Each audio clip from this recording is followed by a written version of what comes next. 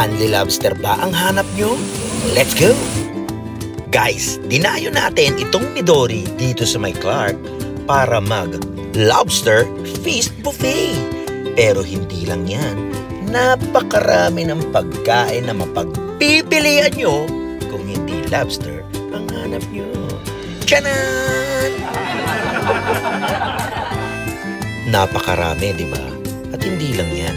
Yung mga dessert, napakasasarap naman talaga. Yung mga meat, steak, roast beef at iba pa, talagang delisyoso. Ang dinadayo nila rito ay ang pinapanood nilang pinaparatang lechon. Kakaiba, di ba?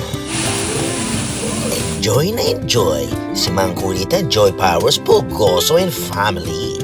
Kasi naman may secret tour pa sa likod. Makakapagpaluto ka ng mga lobster at iba't ibang seafoods. Kasama yan sa bayad, ha? Enjoy na enjoy kami dito, kaya enjoyin nyo rin.